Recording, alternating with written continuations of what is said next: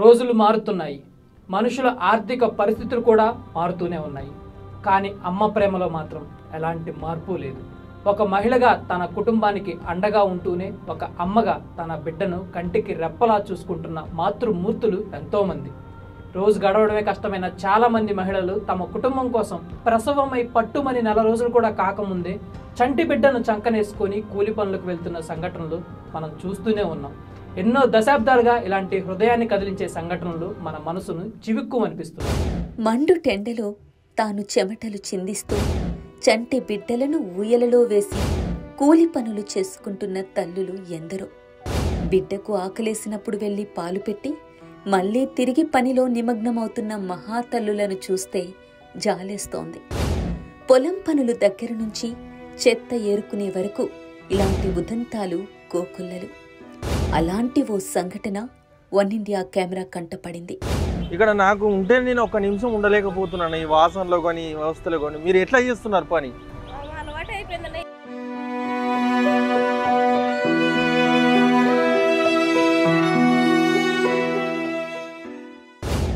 భాగ్యనగరాన్ని నిరంతరం పరిశుభ్రంగా ఉంచడానికి నిరంతరం శ్రమించే జీహెచ్ఎంసీ కార్మికులలో ఒక మహిళ గాథ ఇది.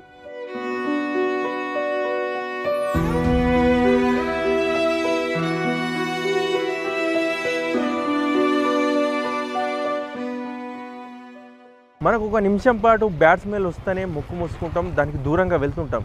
కానీ కొంతమంది ఇదే వాసనలో ఇదే చెత్తలో జీవితాలు గడిచిపోతుంటాయి. వారే కాదు, వారి పిల్లల జీవితాలు కూడా గడిచిపోతుంటాయి. వీరే జీహెచ్ఎంసీ కార్మికులు.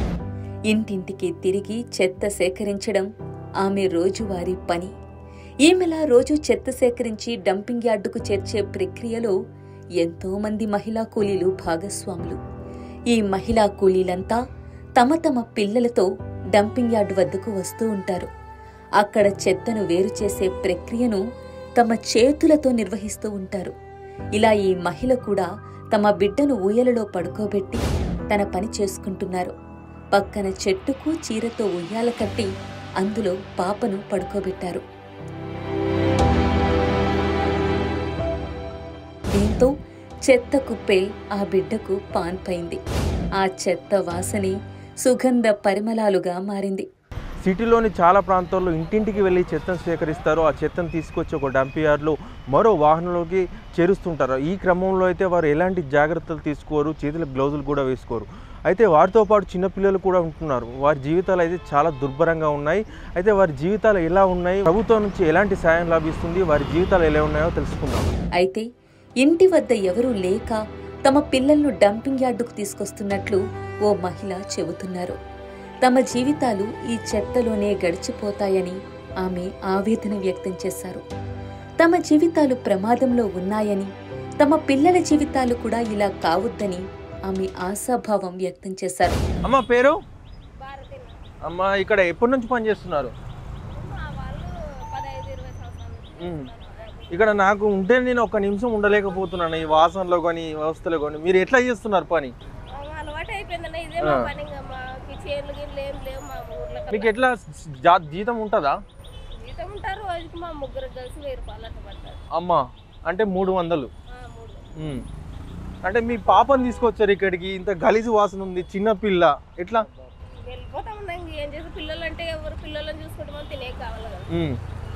సో ఆయన చూసుకోవాలి కదా, ఇంత బ్యాడ్ స్మెల్ ఏమైనా ఇబ్బందులు అవుతాయి కదా. తమ పిల్లలను బాగా చదివించాలని భావిస్తున్నట్లు పేర్కొన్నారు. కాగా తమకు ఇల్లు లేదని, అద్దె ఇంట్లో ఉంటున్నామని తెలిపారు. తమకు రోజుకు 300 రూపాయల వరకు కూలీ వస్తుందని వివరించారు. పని ప్రదేశాలకు చిన్నపిల్లలను తీసుకురావద్దని కార్మిక శాఖ నిబంధనలు ఉన్నప్పటికీ చాలా మంది పసిబిడ్డలను ఇంటి వద్ద వదలలేక పని ప్రదేశానికి తీసుకువస్తూ ఉంటారు. ప్రతి చిన్నారికి మొదటి 5 సంవత్సరాలు చాలా కీలకం. వారికి ఎలాంటి అనారోగ్యం రాకుండా ఉండాలంటే చాలా జాగ్రత్తగా చూసుకోవాల్సి ఉంటుంది. కానీ ఇలా చెత్త ఎత్తిన చేతులతో బిడ్డను ఎత్తుకొని ఆ తల్లి పాలు పెడితే ఎంతో ప్రమాదకరమైన క్రిములు, ఫంగస్ వంటివి చిన్నారిపై ప్రభావం చూపే అవకాశం చాలా ఎక్కువగా ఉంది. కానీ వారికి వేరే మార్గం లేదు. ఇలాంటి పరిస్థితులు మారాలంటే ముందు మా పరిస్థితులు మారాలని ఆ దంపతులు తమ గోడు వెళ్ళబోసుకున్నారు. సో మీకు ప్రభుత్వం నుంచి ఏమైనా సాయం, రేషన్ కార్డు ఉందా మీకు? బియ్యం వస్తున్నాయా? ఆంధ్ర. సో ఇక్కడ వచ్చి ఎన్ని రోజులు ఇక్కడికి వచ్చి? మీకు ఇట్లా మీ చేతిలో గ్లౌజులు లేవు, ఇదంతా చెత్త, ఎట్లా?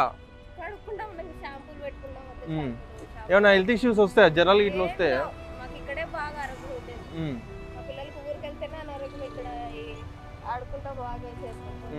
ప్రభుత్వం నుంచి మీకు ఏమైనా సాయం కావాలా? ఇల్లు ఉందా మీకు ఉండడానికి?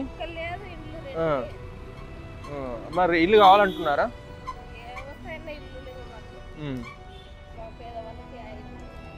జీవితాలు ఇంతేనా? ఇప్పుడు మీరంటే ఇట్లా బతుకుతున్నారు, మీ పిల్లలు బాగా బతకాలా లేదా? చదివిస్తున్నారా పిల్లల్ని? ఇక్కడికే తీసుకొస్తారా?